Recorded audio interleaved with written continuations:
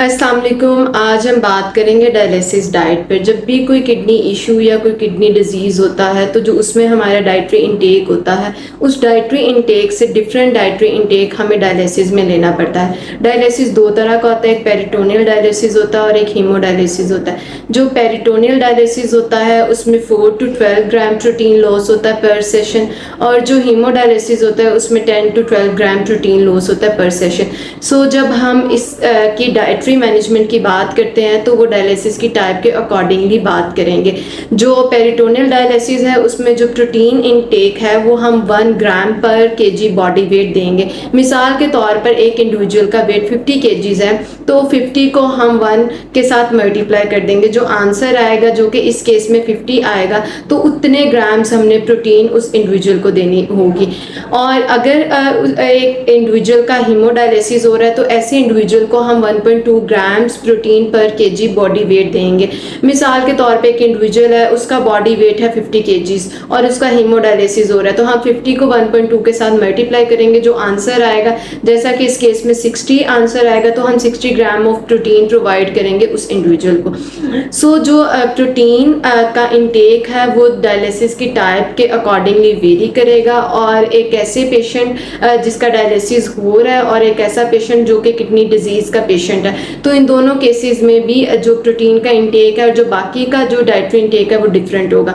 सबसे पहले तो ये कि आपने अपने पोटेशियम का जो इंटेक है उसको बड़ा प्रिसाइजली मोनीटर करना है। ख़ास तौर पर जब आपका हीमोडायलिसिस हो रहा होगा, आपने ऐसे फूड सोर्सेज लेने हैं कि जो कि लो इन पोटेशियम हो, और ऐसे फूड सोर्सेज को अवॉइड करना है जो कि हाई इन पोटेशियम हो।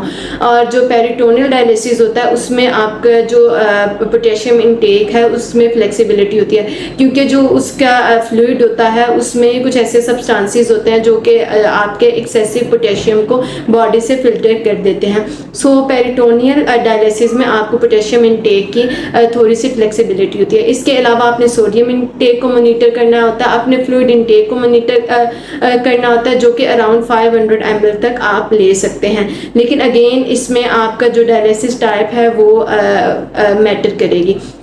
अब बात कर लेते हैं फूड सोर्सेज की, जो कि हाई इन पोटेशियम है, जो कि आपने अवॉइड करने हैं इस केस में। हाई इन पोटेशियम जो फूड सोर्सेज हैं इसमें टॉप पर हैं आपके फ्रूट जूसेस, आपके एप्रिकॉट्स, आपके bananas, oranges, mangoes, kiwi, avocado, dry fruits, potato, tomatoes, pasta, nuts, pulses, coconut, chocolate etcetera. अब उन फूड सोर्सेज पर बात कर लेते हैं जो कि लो इन पोटेशियम है। इसमें है हमारे पास apple, pear, peach, pineapple, broccoli, cauliflower, white rice, brinjal, cucumber, capsicum, corn flakes, noodles, इसके अलावा पास्तास, ग्रीन बीज और स्पाइसेस एक्सेट्रा। ये तमाम वो फूड्स हैं जो कि लो इन पोटेशियम है। इसके अलावा हमें डायलिसिस की मैनेजमेंट में वो प्रोटीन लेनी होती है जो कि हाई बायोलॉजिकल वैल्यू प्रोटीन हो। हाई बायोलॉजिकल वैल्यू प्रोटीन से मुराद ये है कि वो प्रोटीन जो कि हमें एनिमल सोर्सेज से मिलती हैं। अब इसके अलावा कौन से सप्लीमेंट्स आप एक डायलिसिस पेशेंट को दे सकते हैं, इसमें है हमारे पास B1 सप्लीमेंट जो कि 1.1 to 1.2 मिलीग्राम तक दे सकते हैं। B2 सप्लीमेंट्स है, vitamin B2, vitamin B6 supplement है, विटामिन C सप्लीमेंट है, फोलिक एसिड है।